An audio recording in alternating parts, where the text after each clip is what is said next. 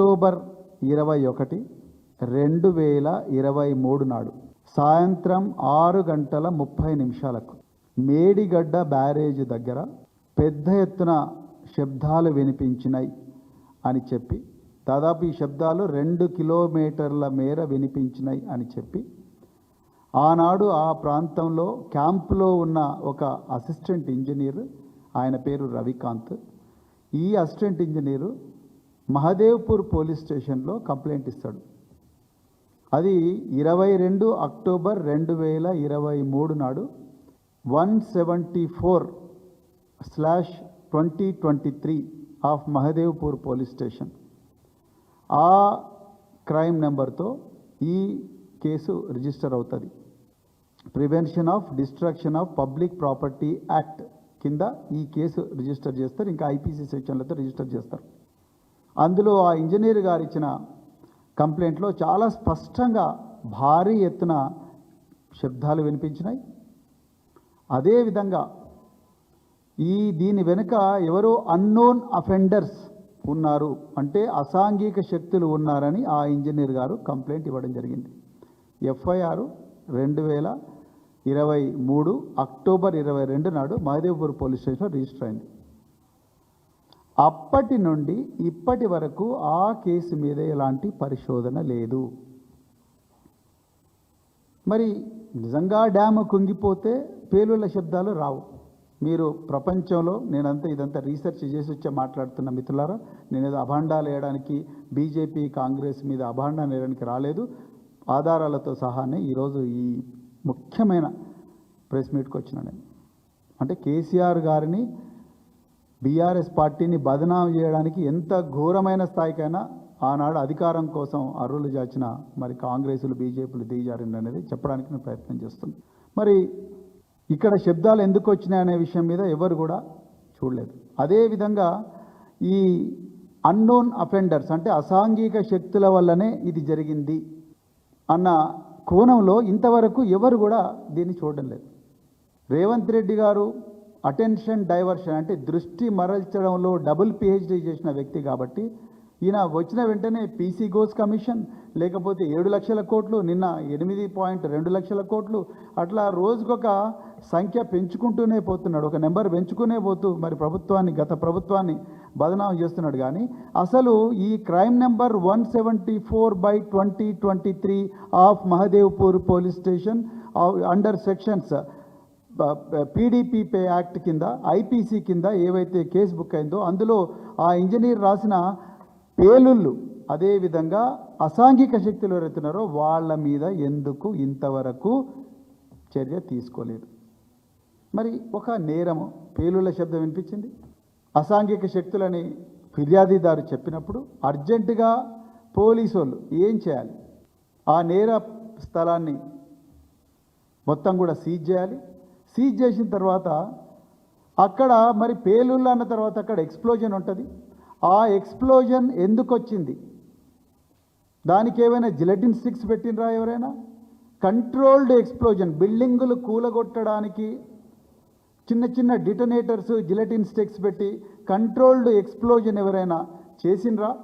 చేస్తే అక్కడ ఉండే earth samples, dog squad, bomb detection squad, clues team, ఇవన్నీ కూడా నేర స్థలానికి పోవాలి.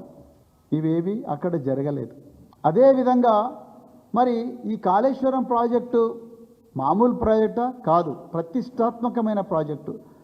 ఎన్నో సంవత్సరాలు, ఎన్నో గంటలు, ఎన్నో వారాలు, రాత్రింబవళ్ళు ఇంజనీర్లందరూ కూడా శ్రమించి దాదాపు 12 పర్మిషన్స్ గవర్నమెంట్ ఆఫ్ ఇండియా నుంచి తీసుకొచ్చి ఒక ఇండిపెండెంట్ ఏజెన్సీని పెట్టి, ఒక విజిలెన్స్ ఏజెన్సీనే ఇంటర్నల్గా పెట్టి ప్రతిరోజు కూడా క్వాలిటీ కంట్రోల్ చేసిన మరి ఈ ప్రాజెక్టు, కాళేశ్వరం ప్రాజెక్టు ఎంత గొప్పగా డిజైన్ చేయబడ్డదంటే 1986 సంవత్సరంలో గోదావరి నదికి అత్యంత రికార్డు స్థాయిలో వరదలు వచ్చినాయి.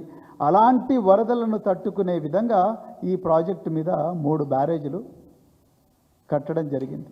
అది సుందిల్ల కావచ్చు, అన్నారం కావచ్చు, తర్వాత మేడిగడ్డ కావచ్చు. అయితే ఈ మేడిగడ్డ బ్యారేజ్ 1986లో వచ్చిన అత్యంత ఎక్కువ వర్షపాతాన్ని దృష్టిలో పెట్టుకొని కడితే ఇందులో అందరూ గుర్తించాల్సిన విషయం ఏంటంటే 2022 సంవత్సరంలో 29 అంటే 500 సంవత్సరాలలో ఎప్పుడు కూడా గోదావరికి రానంత వరద 2022 సంవత్సరంలో వచ్చింది. 29 లక్షల క్యూసెక్కుల వరద నీరు గోదావరి నుంచి పోయింది. అప్పుడు కూడా తట్టుకున్నది ఈ మేడిగడ్డ, అన్నారము, సుందిల్ల. తెలంగాణ ప్రజలు జాగ్రత్తగా గమనించాలి. 2019 జూన్ నెలలో జూన్ 21 నాడు కాళేశ్వరం ప్రాజెక్టును గౌరవ కేసీఆర్ గారు జాతికి అంకితం చేస్తే 2019, 2020, 2021, 2022, 2023 వరకు కూడా ఈ ప్రాజెక్టు భారీ వరద ప్రవాహాన్ని తట్టుకున్నది. 500 సంవత్సరాల్లో ఎప్పుడు రానంత వరదను కూడా ఈ ప్రాజెక్టు తట్టుకున్నది. ఈ 3 బ్యారేజీలు తట్టుకున్నాయి. అక్టోబర్ 21 జూన్ నెలలో మీరు గమ్మత్ ఏంటంటే జూన్ నెలలో 2023 సంవత్సరం జూన్ నెలలో ఈ ప్రాజెక్టుకు పర్టికులర్లీ మేడిగడ్డ బ్యారేజీ ముందు 28,67,000 క్యూసెక్ల నీరు ప్రవహించింది. అప్పుడు ఈ ప్రాజెక్టుకి ఏం కాలేదు. అక్టోబర్ 23 నాడు అంటే 3 నెలల తర్వాత ఆ ప్రవాహం దాదాపుగా 20,000 క్యూసెక్ల దాకా 20 లక్షల క్యూసెక్ల దాకానే వచ్చింది. అప్పుడే సడన్గా బ్లాక్ నెంబర్ 7 అందులో కేవలం ఒక పిల్లరు 20వ నెంబర్ పిల్లర్ మాత్రమే కుంగిపోయింది. ఎట్లా కుంగిపోయింది?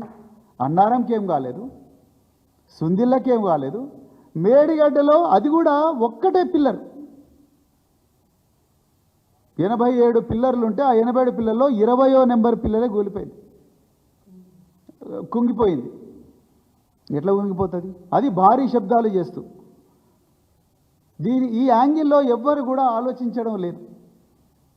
ఇక ఇది 21వ తారీఖు నాడు కుంగిపోయింది అని చెప్పిన న్యూస్ వచ్చిన వెంటనే కాంగ్రెస్ వాళ్ళు ఎప్పటి నుంచో ఈ కాళేశ్వరం ప్రాజెక్టు మీద 1,00,000 కోట్ల అవినీతి 1,00,000 కోట్ల అవినీతి అని చెప్పి మరి రోజు విషం చిమ్ముతూ ఉన్నారు. ఇదే అదనుగా మరి కాంగ్రెస్ వాళ్ళు ముఖ్యంగా కిషన్ రెడ్డి, గంగాపురం కిషన్ రెడ్డి, ఆయన ఆనాడు బీజేపీ ప్రెసిడెంట్, ఇమ్మీడియట్గా సెంట్రల్ వాటర్ కమిషన్కి ఒక లేఖ రాస్తాడు. ఈయన వెంటనే దీన్ని ఇన్వెస్టిగేట్ చేయండి అని. ఇంకా ఆగ మేఘాల మీద నేషనల్ డ్యామ్ సేఫ్టీ అథారిటీ తెలంగాణకు వస్తుంది. వచ్చి డిసెంబర్లో రిపోర్ట్ ఇచ్చేసి డిసెంబర్లో సర్టిఫికేట్ ఇచ్చేస్తారు, ఎస్ ఇది అవినీతి వల్లనే కుంగిపోయింది అని చెప్పేసి. నేను తెలంగాణ ప్రజల ముందర ఇంకొక స్పష్టమైన విషయం ముందర పెట్టాలనుకున్నా. ఇదే జూన్ నెలలో ఉత్తరాఖండ్ రాష్ట్రంలో తియస్తా ప్రాజెక్టులో వచ్చిన భారీ వరదల వల్ల మొత్తం డ్యామ్ కొట్టుకొని పోతుంది. ఇంతవరకు కూడా నేషనల్ డ్యామ్ సేఫ్టీ అథారిటీ అక్కడ పోలే. ఎందుకు పోలే? అక్కడ బీజేపీ ప్రభుత్వం ఉంది, అందుకొరకే పోలేదు. ఇక్కడనేమో బీఆర్ఎస్ ప్రభుత్వం ఉంది, వీళ్ళని బదనామం చేయాలి, వీళ్ళని గద్దెదించాలి, అంటే ఏమన్నా చేయాలి, కుట్రలు చేయాలి. అందుకొరకు నేషనల్ డ్యామ్ సేఫ్టీ అథారిటీ వెంటనే వచ్చింది. వచ్చి వీళ్ళని report, national dam safety authority report మొత్తం చూసిన ఎక్కడ కూడా ఆ ఇంజనీరు మాట్లాడిన పేలుళ్ళు కానీ అసాంఘిక శక్తుల గురించి నేషనల్ డ్యామ్ సేఫ్టీ అథారిటీ ఏమీ మాట్లాడతలేదు. ఎంతసేపు పునాది కింది నుంచి శాండ్ కరిగిపోయింది, శాండ్ కరిగిపోయినందుకే కూలిపోయింది అని చెప్తున్నారు. వెంటనే వీళ్ళకి తెలంగాణ పేరుకు ఒక కొత్త భాష ఇచ్చారు వీళ్ళు, కాళేశ్వరం కాదు కూలేశ్వరం అని. అంటే బట్ట కాల్చి మీద వేయడం. 500 సంవత్సరాల్లో వచ్చిన భారీ వరదలు 29 లక్షల క్యూసెక్కుడు తట్టుకున్న కాళేశ్వరం ప్రాజెక్టు, మేడిగడ్డ బ్యారేజు ఏమాత్రం వరద లేని సమయంలో ఎట్లా కూలిపోతుంది?